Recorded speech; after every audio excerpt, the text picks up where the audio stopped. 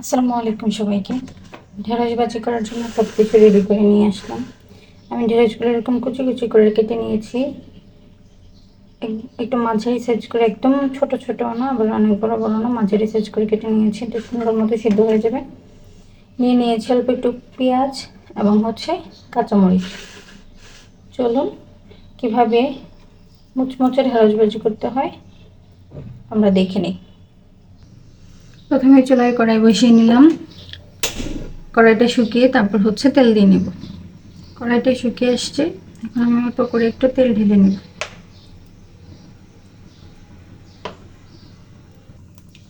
তেলটা গরম হয়ে আসছে, এবার আমি ঢেঁড়সগুলো ঢেলে দেব।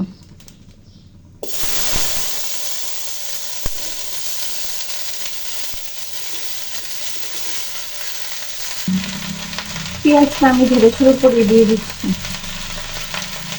সাথে কাঁচামরিচগুলো দিয়ে দিচ্ছি। এখন চুলার আঁচটা মোটামুটি বাড়িয়ে ঢেঁড়সের পানিটা ফুটিয়ে নেব। ঢেঁড়সের পানি থাকা অবস্থা অনেক বেশি নড়াচড়া করবো না, এতে ঢেঁড়স থেকে কষ বেরিয়ে একদম নরম হয়ে যাবে। হালকা একটু নেড়ে পানিটা যতটুকু করা যায় একটু ফুটিয়ে নেব।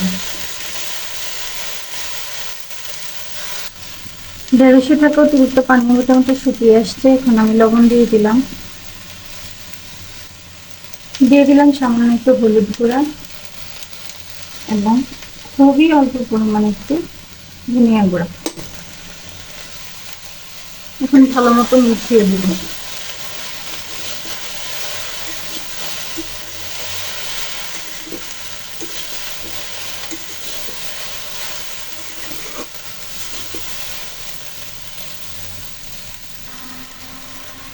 ঢেঁড়সটা আমি না ভেজে রান্না করবো। ভেজে রান্না করলে দেখা যায় পানি বের হয়ে যায়, তখন ঢেঁড়স ভাজাটা নরম হয়ে যায়, খেতে ভালো লাগে না। এই জন্য আমি না ভেজে রান্না করবো। এতে ঢেঁড়স ভাজাটা একটু মুচমুচে থাকবে এবং কোনো রকম পানি বের হবে না। এর মধ্যে সুন্দর মতো এটা ভাজাও হয়ে যাবে। এ পর্যায়ে চুলার আঁচটা একটু খেয়াল করবেন। যদি মনে করেন যে ঢেঁড়সগুলো মুচিয়ে পুড়ে যাচ্ছে, কড়াই লেগে যাচ্ছে, তাহলে আঁচটা হালকা একটু কমিয়ে দিবেন যেন নিচে পুড়ে না যায়। মাঝখানে মাঝখানে একটু করে নেড়ে দিবেন, না হলে দেখা যাবে নিচে লেগে যাচ্ছে। আমি অনেক অল্প তেলে রান্না করছি, আপনাদের যদি মনে হয় একটু তেল দেওয়া প্রয়োজন সামান্য একটু তেল বাড়িয়ে দেবেন। তবে সাধারণত সবজি মোটামুটি তেলে রান্না করাই ভালো, এটা স্বাস্থ্যের জন্য খুবই উপকার হয়ে থাকে। চুলার জালটা আমি একদমই কমিয়ে রেখেছি, এটা আস্তে আস্তে করে ঢেঁড়সটা সিদ্ধ হতে থাকবে।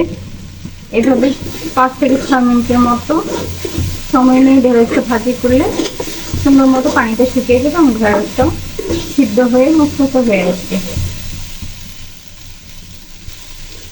এবার দেখুন আস্তে আস্তে ঢেঁড়সের কালারটাও চেঞ্জ হয়ে আসছে আর ঢেঁড়সটা নরম হয়ে আসছে। আর অল্প কিছুক্ষণ পরে আমি এটা নামিয়ে ফেলবো। দেখুন আস্তে আস্তে আমার ঢেঁড়স ভাজিটা হয়ে আসছে। এখানে একদমই পানি পানি নেই এবং লেগে লেগে নেই। এরকম ঢেঁড়স ভাজি সবারই অনেক পছন্দ। আর যদি ঢেঁড়স ভাজি অনেক বেশি নরম হয়ে যায় বা পানি পানি হয়ে যায় তখন খেতে ভালো লাগে না।